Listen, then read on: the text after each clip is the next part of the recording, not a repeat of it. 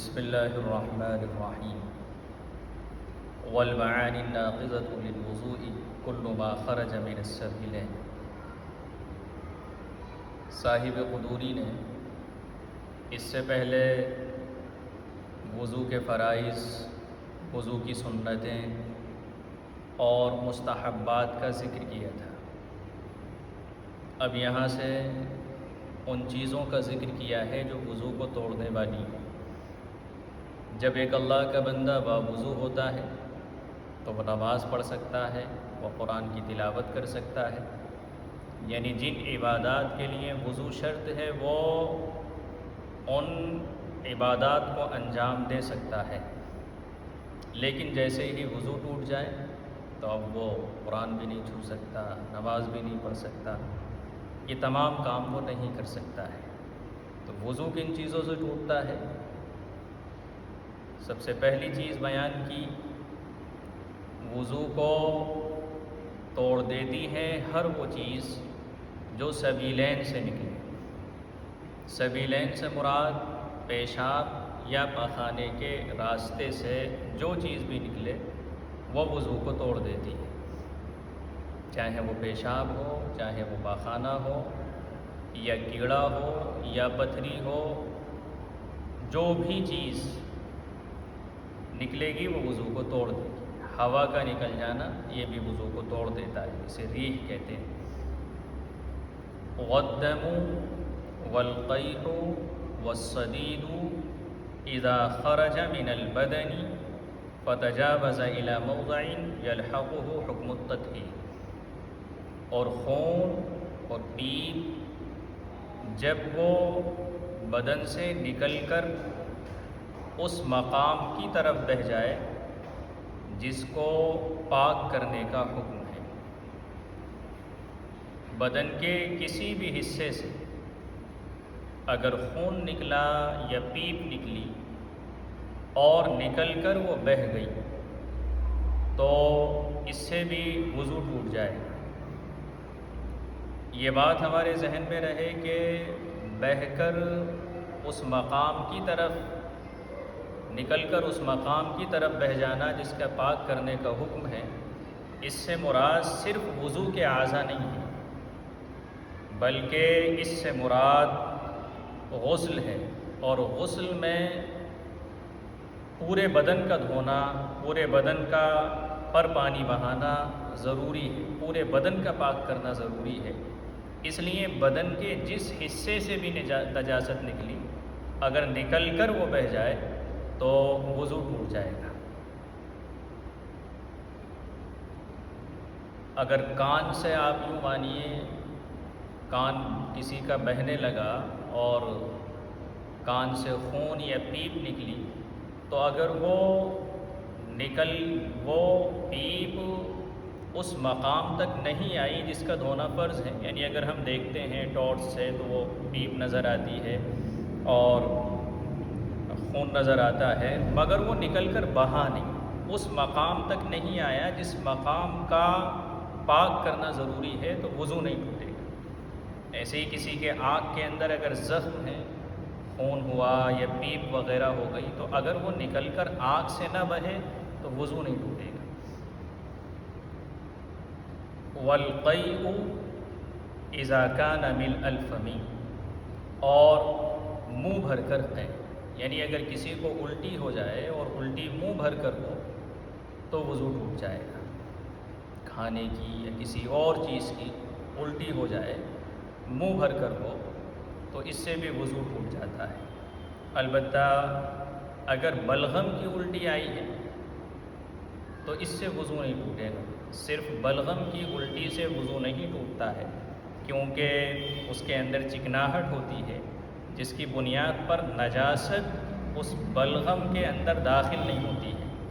تو بلغم چاہے سر کے اوپر سے آئے یا پیٹ سے نکلے، وضو نہیں ٹوٹے گا۔ اگر تھوڑی تھوڑی الٹی ہوئی، یہ بھی ایک مسئلہ ہے، اگر تھوڑی تھوڑی الٹی ہوئی مگر کئی بار ہوئی تو یہ بات دیکھی جائے گی کہ اگر ایک ہی متلاحٹ سے ہوئی ہے، ایک ہی متلی سے کئی مرتبہ الٹی ہوئی اور وہ تھوڑی تھوڑی ہے، تو اگر وہ اتنی ہے کہ اسے جمع کیا جائے تو منہ بھر کر ہو جائے گی تو وضو ٹوٹ جائے گا۔ لیکن اگر ایسا ہے کہ الٹی آئی، متلی ہوئی، الٹی آئی، پھر وہ صحیح ہو گیا، وہ متلی ختم ہو گئی، پھر دوسری متلی آئی اور پھر الٹی آئی، تو پھر وضو تھوڑی الٹی سے نہیں ٹوٹے گا۔ والنوم مضطجعا او متکئا او مستندا الى شیء لو ازیل لسقط عنہ، اور نیند کروٹ کے بل یا سہارا لگا کر یا کسی چیز سے ٹیک لگا کر سو جائے کہ اگر وہ چیز ہٹا دی جائے تو وہ گر جائے، یعنی ایسی بے خبری کی نیند اس کو آ جائے کہ اگر وہ سہارا اس سے ہٹا لیا جائے تو وہ گر جائے۔ اصل میں نیند ایک ایسی چیز ہے جو بظاہر تو کوئی نجاست نہیں ہے، اس سے نجاست نہیں نکلتی ہے، مگر جب ایک انسان سوتا ہے تو سونے کے نتیجے میں انسان کے جوڑ ڈھیلے ہوتے ہیں، جس کی بنیاد پر ریح کے نکلنے کا اندیشہ ہوتا ہے۔ اب چونکہ وہ سویا ہوا ہے اس لیے اسے یہ معلوم نہیں کہ ریح نکلی یا نہیں نکلی، اس لیے یہ حکم لگا دیا گیا کہ اگر ایسی بے خبری کی نیند ہے جس میں کروٹ کے بل سویا، کروٹ کے بل سونے سے بھی جوڑ ڈھیلے ہو جاتے ہیں، یا ایسی ٹیک لگا کر یا سہارا لگا کر سویا، اور ایسی بے خبری ہے کہ اگر سہارا ہٹا لیا جائے تو وہ گر جائے، تو اس سے وضو ٹوٹ جائے گا۔ ایک بات اور ذہن میں رہے، اگر خون کی الٹی ہوئی ہے، اگر بہنے والا خون نکلا ہے تو اس میں منہ بھر کر ہونا ضروری نہیں ہے، خون چاہے تھوڑا نکلے یا زیادہ نکلے، اگر بہنے والا ہے تو اس سے بھی وضو ٹوٹ جائے گا۔ والغلبۃ علی العقل بالاغماء، اور بے ہوش ہو جانا، بے ہوشی بھی وضو کو توڑ دیتی ہے۔ والجنون، اور پاگل پن، یعنی کوئی پاگل ہو جائے، اس سے بھی وضو ٹوٹ جاتا ہے۔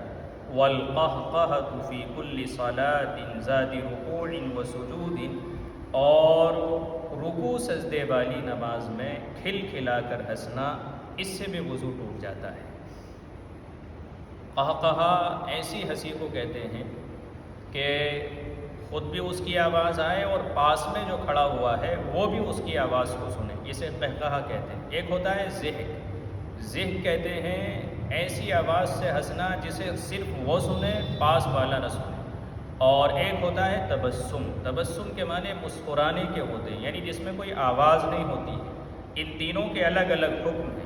اگر قہقہا ہے یعنی اس طرح سے ہنسا کہ آواز خود بھی آ رہی اور دوسرے کو بھی آ رہی، تو وضو بھی ٹوٹ جائے گا اور نماز بھی ختم ہو جائے گی۔ اور اگر ایسا ہنسا جسے ضحک کہتے ہیں کہ اپنے آپ کو آواز آئی دوسرے کو نہیں آئی، تو اس سے وضو نہیں ٹوٹے گا مگر نماز ختم ہو جائے گی، ٹوٹ جائے گی۔ اور اگر تبسم ہے یعنی مسکراہٹ ہے، جس کے ذریعے وہ صرف مسکرایا ہے، جس میں کوئی آواز نہیں ہے، تو اس سے نہ نماز ختم ہوتی ہے اور نہ ہی وضو ٹوٹتا ہے۔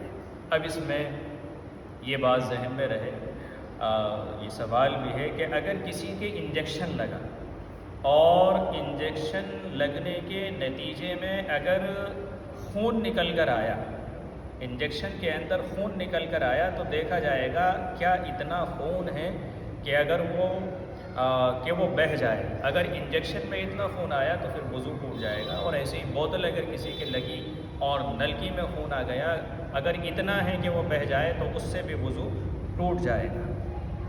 اگر ناف سے یا پستان سے پانی نکلا تو یہ دیکھا جائے گا کہ یہ یوں ہی ہے یا کسی اندرونی بیماری کی وجہ سے۔ اگر بیماری کی وجہ سے نکلا ہے تو اس سے بھی وضو ٹوٹ جائے گا۔ اگر کان کے اندر سے پانی نکلا تو یہاں بھی یہ دیکھنا پڑے گا کہ یہ درد سے نکلا ہے۔ اگر پانی درد سے نکل رہا ہے تو اس سے وضو ٹوٹ جائے گا، اور اگر پانی بغیر کسی درد کے نکلا ہے تو اس سے وضو نہیں ٹوٹے گا۔ ایسے ہی عوام میں بہت مشہور ہے کہ اگر ننگے بدن کو دیکھ لیا تو اس سے وضو ٹوٹ جاتا ہے، یہ بالکل غلط ہے۔ اگر ننگے بدن کو دیکھ لیا جائے تو اس سے وضو پر کوئی اثر نہیں پڑتا ہے اور اس سے وضو نہیں ٹوٹتا ہے۔ تو یہ ان چیزوں کا بیان تھا جن کے ذریعے وضو ٹوٹ جاتا ہے۔ ایک مسئلہ اور ذہن میں رہے، کبھی کبھی ایسا ہوتا ہے کہ انسان کی کھال چھل جاتی ہے اور کھال چھلنے کے نتیجے میں خون سا نظر آتا ہے، تو وہ خون سا جو نظر آ رہا ہے اس کے نظر آنے سے وضو نہیں ٹوٹے گا، کیونکہ وہ خارج نہیں ہے، وہ تو صرف ظاہر وہ نظر آ رہا ہے۔ اگر خارج اس وقت ہوتا ہے جب وہ نکلے اور نکل کر بہہ جائے۔